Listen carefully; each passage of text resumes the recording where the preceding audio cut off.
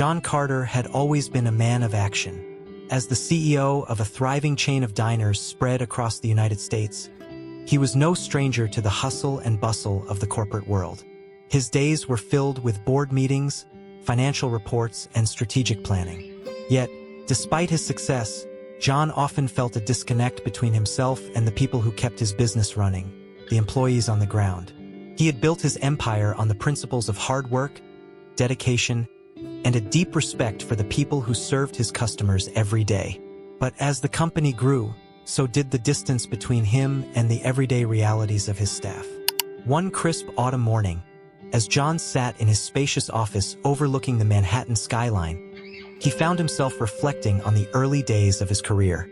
He remembered the long hours he had spent working in a small diner, scraping by on minimum wage, and the camaraderie he had shared with his coworkers.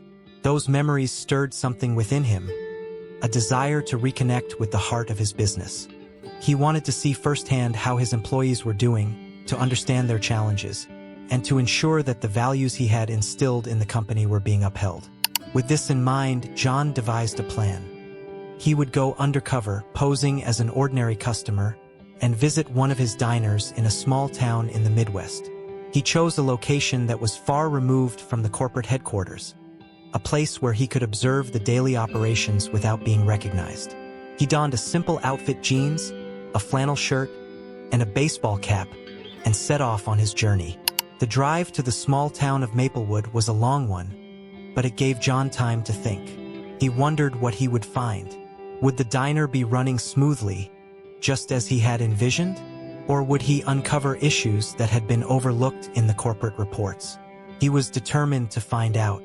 As he pulled into the parking lot of the Maplewood diner, John felt a mix of excitement and apprehension. The diner looked just as he had imagined, a cozy, welcoming place with a retro vibe.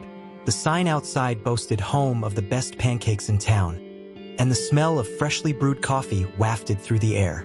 John took a deep breath, adjusted his cap, and walked inside. The diner was bustling with activity. The sound of clinking dishes, the hum of conversation, and the occasional burst of laughter filled the air. John found a seat at the counter and took in his surroundings. The decor was charmingly nostalgic, with red vinyl booths, a checkerboard floor, and a jukebox in the corner. The staff moved with efficiency and grace, attending to the needs of the customers with smiles on their faces. It wasn't long before a waitress approached him. She was a young woman in her late 20s, with warm brown eyes and a friendly demeanor. Her name tag read Maria. "Good morning. Welcome to Maplewood Diner. What can I get for you today?" she asked, her voice cheerful and inviting. John returned her smile. "Good morning, Maria. I'll have a cup of coffee and the breakfast special, please." "Coming right up," Maria replied, jotting down his order before heading to the kitchen. As John waited for his food, he observed the interactions between the staff and the customers. He noticed how Maria moved with a sense of purpose, always attentive to the needs of those around her. She had a natural ability to make people feel at ease, and it was clear that she took pride in her work. When Maria returned with his coffee, John struck up a conversation. "You seem to really enjoy your job," he remarked. Maria smiled. "I do. It's not always easy, but I love being able to make people's day a little brighter. Plus, the folks here are like family to me." John nodded, appreciating her dedication. "That's great to hear. It's not every day you find someone who genuinely enjoys what they do." Maria's expression softened, and for a moment, John thought he saw a flicker of sadness in her eyes. But before he could say anything more, she excused herself to attend to another customer. As John sipped his coffee, he couldn't shake the feeling that there was more to Maria's story. He decided to keep an eye on her, curious to learn more about the woman who had left such an impression on him. When his breakfast arrived, John was impressed by the quality of the food. The pancakes were fluffy, the eggs perfectly cooked, and the bacon crispy. It was clear that the kitchen staff took pride in their work, just as Maria did in hers. As he ate, John continued to observe the diner's operations. He noticed how the staff worked together seamlessly, supporting one another and ensuring that every customer left satisfied. It was a well-oiled machine, and John felt a sense of pride in what his company had built. But as he finished his meal, John's attention was drawn to the sound of raised voices coming from the kitchen. He couldn't make out the words, but the tone was unmistakable. Someone was upset. Curious, he decided to investigate. John made his way to the restroom, which was located near the kitchen. As he passed by, he heard the sound of someone crying. He paused, his heart sinking as he recognized Maria's voice. She was speaking on the phone, her words choked with emotion. "I don't know what to do," she whispered. "The hospital bills are piling up, and I can't keep up with the payments.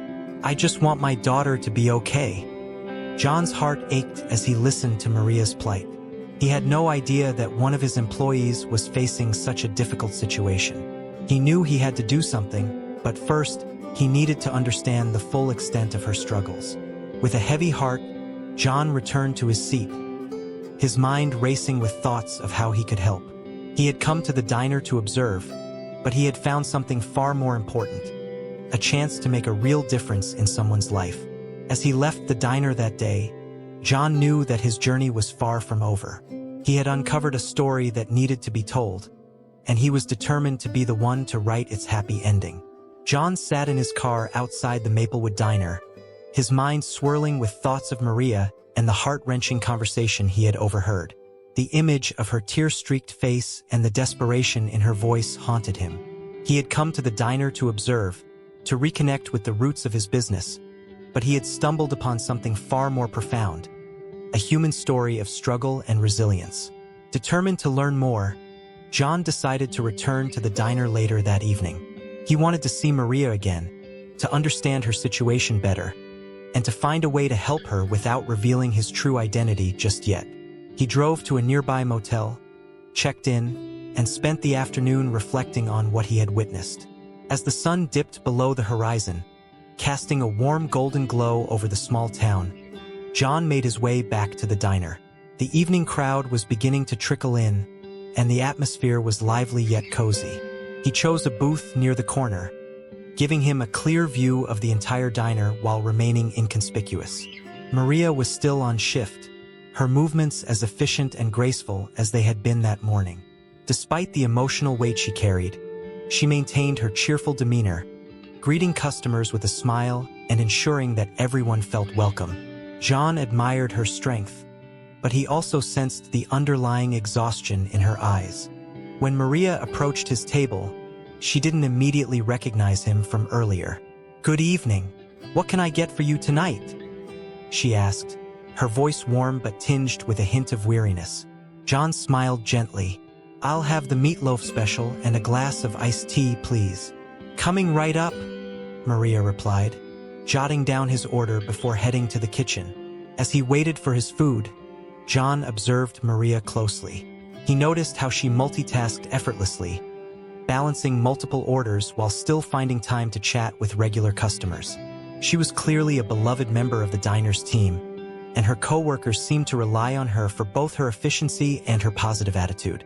When Maria returned with his meal, John decided to engage her in conversation. "You've been working all day, haven't you? You must be exhausted." Maria hesitated for a moment, then shrugged with a small smile. "It's been a long day, but I'm used to it. Gotta keep moving forward, right?" John nodded, his heart aching for her. "That's a great attitude to have. But you know, it's okay to take a break sometimes. You can't pour from an empty cup." Maria's smile faltered, and for a brief moment her guard dropped. "I wish I could," she admitted softly. "But right now I don't have that luxury. I've got responsibilities, you know?" John leaned forward slightly, his tone gentle. "If you don't mind me asking, what's keeping you so busy? You seem like someone who's carrying a lot on your shoulders." Maria hesitated, glancing around as if weighing whether to share her story. Finally, she sighed and sat down in the booth across from him. "It's my daughter," she began, her voice trembling. "She's been sick for a while now, and the medical bills are just overwhelming. I'm doing everything I can to keep up, but it feels like I'm drowning." John's heart broke as he listened to Maria pour out her struggles. She explained how her daughter, Emily, had been diagnosed with a rare condition that required frequent hospital visits and expensive treatments. Maria had been working double shifts at the diner, taking on extra jobs, and even selling some of her belongings to cover the costs. Despite her efforts, the bills continued to pile up, and she felt like she was fighting a losing battle. "I just want her to be okay," Maria said, her eyes welling up with tears. "She's only 6 years old. She deserves a chance to live a normal life, to go to school and play with her friends. But every time I think we're making progress, something else comes up, and it feels like the world is against us." John reached across the table, placing a comforting hand on hers. "I'm so sorry you're going through this.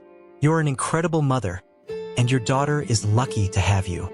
Maria wiped her tears, forcing a smile. "Thank you. That means a lot. I don't know how much longer I can keep this up, but I have to keep trying. For her." John felt a surge of determination. He knew he had to help Maria, but he also knew that revealing his identity too soon might complicate things. He needed to find a way to support her without making her feel indebted or uncomfortable. As Maria returned to her duties, John finished his meal in thoughtful silence. He left a generous tip and a note on the receipt that read, "You're stronger than you know. Keep fighting, better days are ahead." That night, John couldn't sleep. He lay in his motel room, staring at the ceiling, his mind racing with ideas. He thought about the resources his company had, the programs they could implement to support employees in need, and the changes he could make to ensure that no one in his organization ever felt as alone as Maria did. The next morning, John returned to the diner once more. This time, he brought with him a plan, a way to help Maria and others like her without drawing attention to himself. He ordered a cup of coffee and waited for the right moment to act. When Maria approached his table, she looked surprised to see him again. "Back so soon?" she asked with a tired smile. John nodded. "I couldn't stay away. This place has a way of drawing people in." Maria chuckled softly.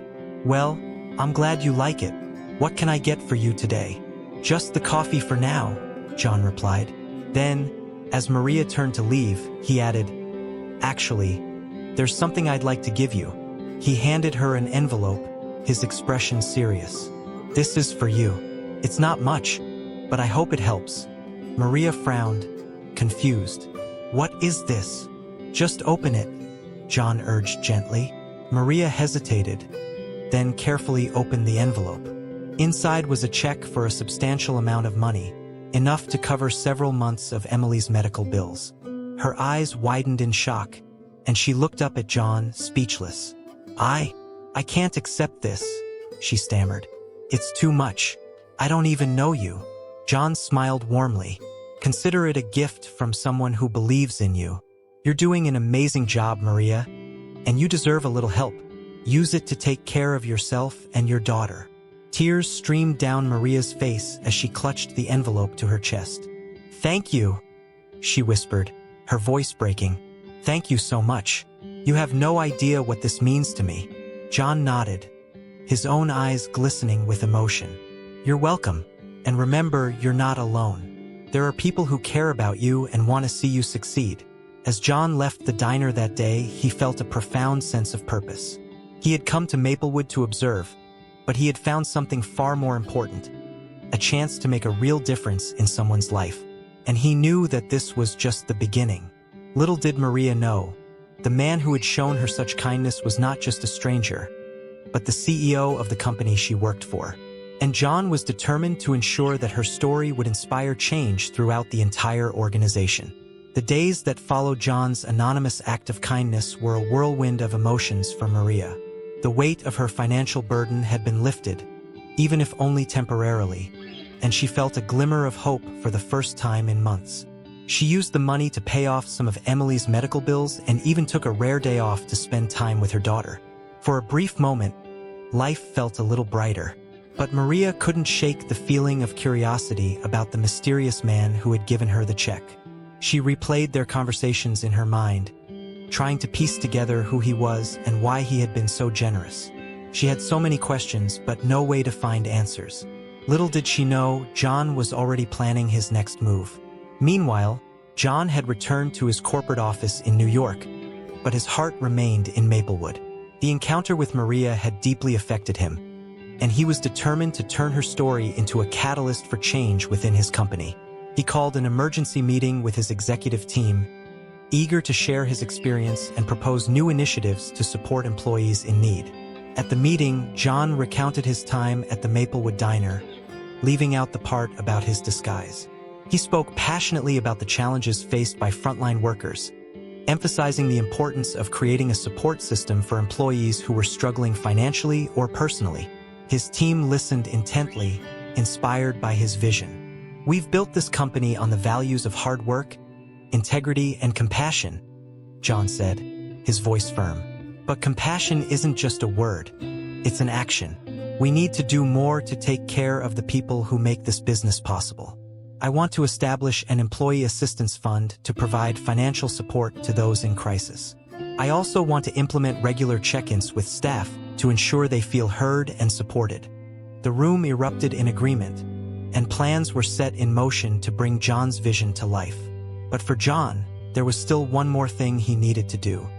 He wanted to return to Maplewood, this time as himself, to meet Maria face-to-face and offer her more than just financial help. A week later, John arrived at the Maplewood Diner, this time dressed in a sharp suit and accompanied by a small team. The staff buzzed with excitement as word spread that the CEO was visiting. Maria, who was in the middle of her shift, felt a mix of nerves and curiosity. She had never met the CEO before, and she couldn't imagine why he would come to their small-town diner. When John walked in, the diner fell silent. He greeted the staff warmly, shaking hands and thanking them for their hard work. Then his eyes landed on Maria. He smiled and approached her, his heart swelling with admiration for the woman who had inspired so much change. "Maria," he said, his voice gentle, "I've been looking forward to meeting you." Maria blinked in surprise. "Mr. Carter, it's an honor to meet you. I didn't expect you to know my name." John chuckled softly. "Oh, I know a lot more than just your name. You've been on my mind ever since I visited this diner a couple of weeks ago." Maria's eyes widened as the pieces began to fall into place. "Wait, that was you? The man who gave me the check?" John nodded, his expression sincere. "Yes, it was me. I came here undercover to see how things were running, but I ended up learning so much more. Your strength, your dedication, and your love for your daughter inspired me, Maria. You reminded me why I started this company in the first place." Tears filled Maria's eyes as she struggled to process what she was hearing. I don't know what to say. Thank you doesn't seem like enough." John placed a hand on her shoulder. "You don't have to say anything. What you've been through and how you've handled it speaks volumes. I want you to know that you're not alone anymore. We're going to make sure you have the support you need, not just for Emily's medical bills, but for whatever comes next." He then explained the new initiatives he had launched, including the Employee Assistance Fund and the plans for regular staff check-ins. Maria listened in awe, feeling a sense of relief and gratitude she hadn't experienced in years. "I also have another offer for you," John continued. "I'd like to promote you to a management position here at the diner. You've shown incredible leadership and resilience, and I believe you have what it takes to make a real difference in this role. It comes with a higher salary and more flexible hours, so you can spend more time with Emily." Maria's hands flew to her mouth as she tried to hold back her emotions. "Mr. Carter, I don't know what to say. This is more than I ever could have imagined." John smiled warmly. "You don't have to say anything. Just keep being the amazing person you are. That's all I ask." The diner erupted in applause as the staff celebrated Maria's promotion. She hugged John tightly, tears streaming down her face. "Thank you," she whispered. "You've changed my life." John shook his head. "No, Maria, you've changed mine. Your story has reminded me of what truly matters, and I'm committed to making sure that no one in this company ever feels as alone as you did." As the celebration continued, John took a moment to step outside. He looked up at the sky, feeling a profound sense of fulfillment. He had come to Maplewood to observe, but he had left with so much more.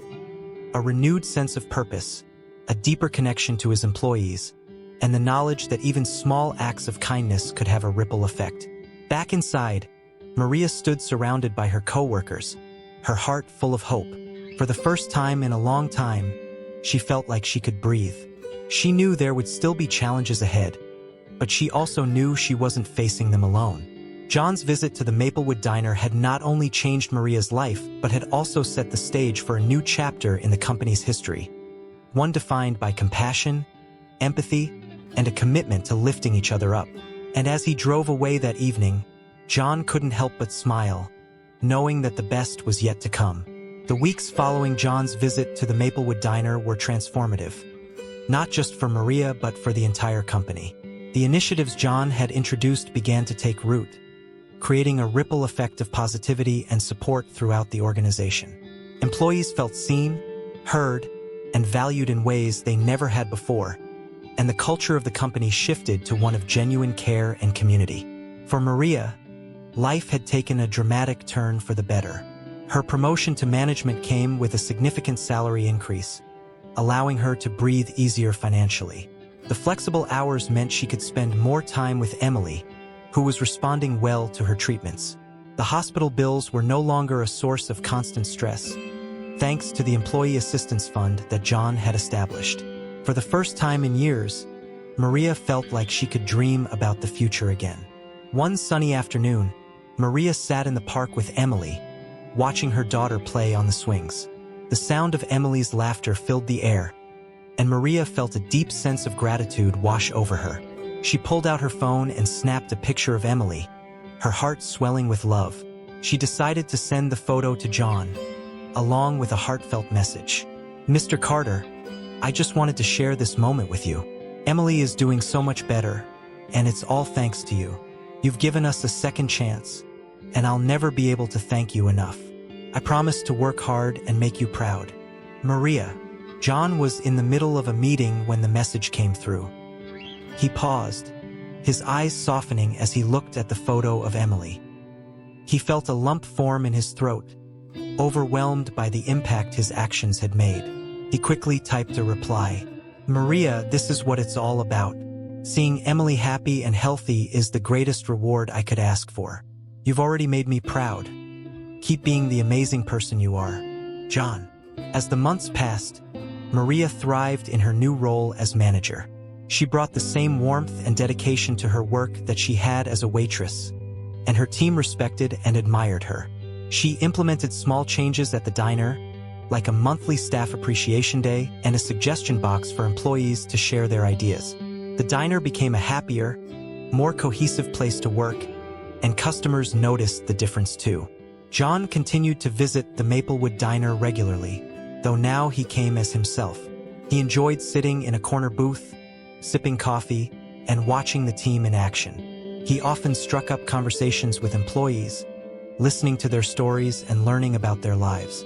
These visits became a source of inspiration for him, reminding him of the importance of staying connected to the people who made his business successful. One evening, as the diner was closing, John stayed behind to help Maria with some paperwork. They sat in the quiet diner, the soft hum of the refrigerator in the background. Maria looked up from the stack of papers and smiled at John. "You know, I've been thinking a lot about everything that's happened," she said. "I used to feel like the world was against me, like no matter how hard I worked, I could never catch a break. But you showed me that there are still good people out there, people who care." John nodded, his expression thoughtful. "I think we all need reminders of that sometimes. Life can be tough, but it's also full of kindness and hope. You've taught me that too, Maria. Your strength and resilience have inspired me to be a better leader." Maria blushed, touched by his words. "I'm just grateful for everything you've done, not just for me, but for everyone here. You've changed so many lives, including mine." John smiled. "And you've changed mine. This experience has reminded me why I started this company in the first place, to create a place where people feel valued and supported. I want to make sure that no one in this organization ever feels as alone as you did." As they finished up the paperwork, John shared his vision for the future of the company. He talked about expanding the Employee Assistance Fund, creating mentorship programs, and finding new ways to support employees' personal and professional growth. Maria listened intently, feeling a sense of pride in being part of such a forward-thinking organization. When they finally left the diner that night, the streets of Maplewood were quiet, bathed in the soft glow of streetlights. John walked Maria to her car, pausing before she got in. "Maria, I want you to know that this is just the beginning," he said. "You've shown me what's possible when we lead with compassion and empathy. I'm committed to making sure that this company continues to be a place where people like you can thrive." Maria smiled, her eyes glistening with tears. "Thank you, John, for everything. I'll never forget what you've done for me and Emily." John reached out and gave her hand a reassuring squeeze. "You're family now, Maria, and family takes care of each other." As Maria drove home that night, she felt a profound sense of peace. She knew there would still be challenges ahead, but she also knew she had the support and resources to face them. She thought about Emily, sleeping soundly at home, and felt a surge of hope for the future.